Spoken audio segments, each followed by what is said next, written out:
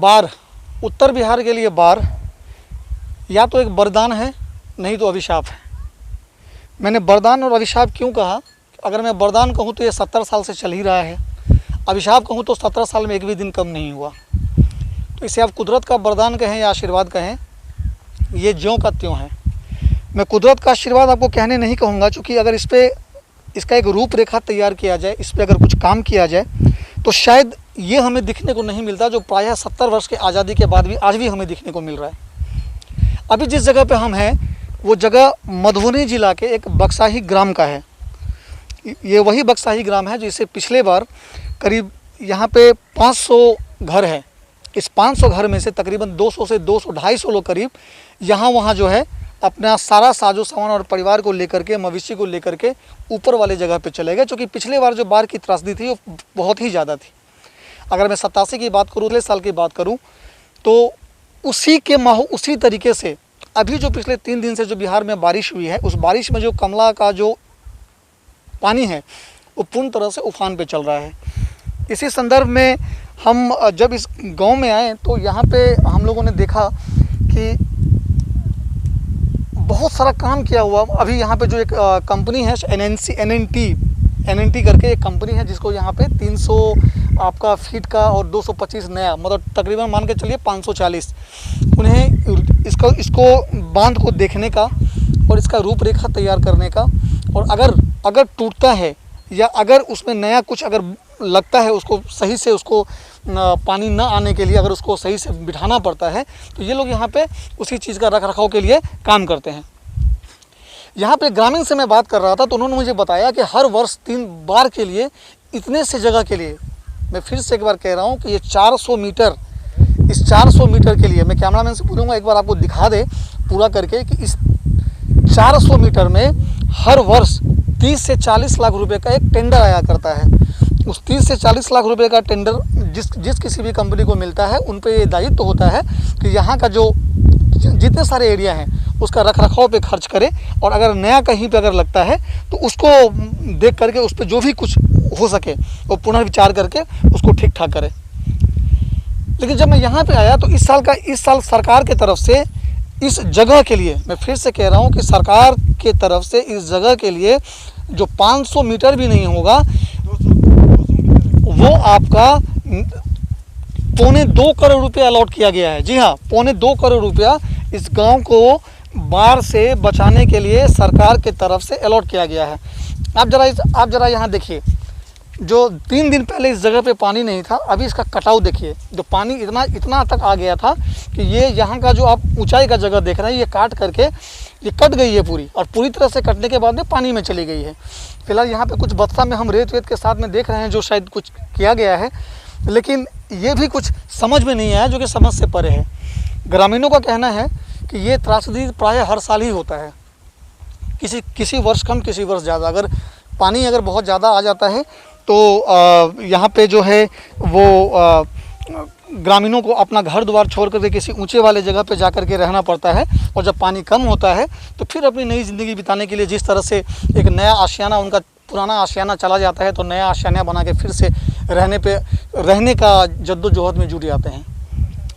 ये जो बिहार में जो बाढ़ रूपी सर्पदंश है, इस दंश से आप यकीन मानिए हर वर्ष हज़ारों हज़ार के संख्या में, या वो मवेशी हो या आदमी हो, उनकी मृत्यु होती है। बट इसके ऊपर में आज तक हर वर्ष हमें यही सुनने को मिलता है कि बांध दिया गया है, बांध पे काम होता है, लेकिन उसका जो एक निचोड़ है वो आज तक ज्यों का त्यों ही है।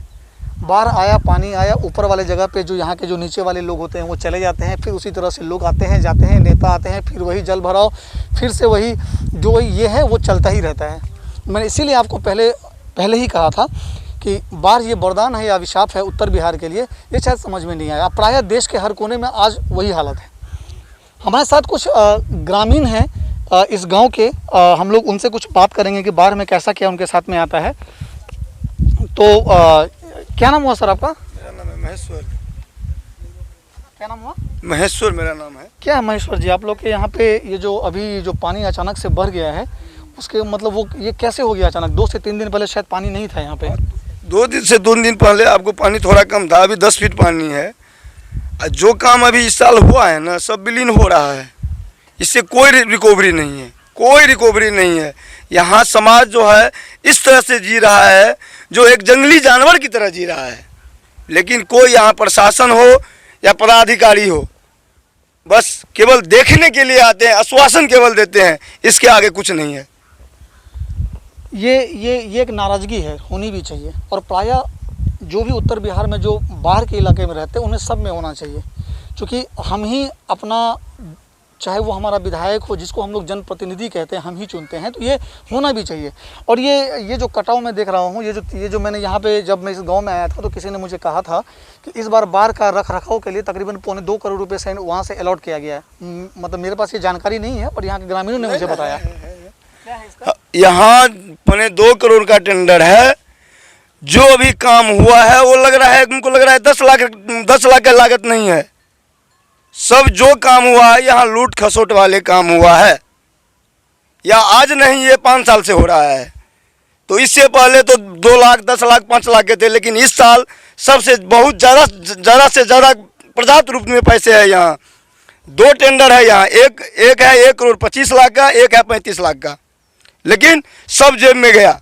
यहाँ एक नहीं, 2 बाउंसर जो है ठेकेदार यहाँ पोस्ट करके रखा है, वो बाउंसर से अपना काम चला रहा है बस। तो यहाँ पे आप लोगों ने इस शिकायत को लेकर के, जो यहाँ के स्थानीय बीडीओ है या सीओ हैं, या उन लोगों से आप लोगों ने शिकायत किया है? हाँ, हम किए हैं। उसके लिए कोई उसके लिए उन्होंने क्या कहा? केवल आश्वासन दे रहे हैं, लेकिन ऐसे आगे कोई स्टेप नहीं है। और सब अनदेखी कर रहे हैं, जितना प्रशासन है या पदाधिकारी है सब अनदेखी है।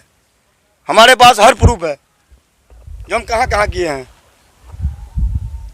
तो यहाँ का जो माहौल है, यहाँ का जो ग्राउंड रिपोर्ट है, हमें पेपर पे तो बहुत कुछ मिलता है, दिखने को तो बहुत कुछ मिलता है। अगर किसी ने अपना आशियाना खोया है तो आप उसका दर्द पूछिए, किसी ने अपना परिवार में बच्चा खोया है तो उसका दर्द पूछिए। आज मैं घटना और आपको बताता हूँ कि इस गांव में रिपोर्टिंग करने वक्त आते वक्त मैंने यह भी सुना था कि जब बाढ़ में यहाँ पे जब पानी आया तो आज से करीबन 7-8 दिन पहले अचानक से पानी काफ़ी कम था। पानी बढ़ने के बाद में एक बेचन यादव बोल के यहाँ पे एक ग्रामीण है, जो इस पानी से, इस बाढ़ से अब इस दुनिया में नहीं रहे।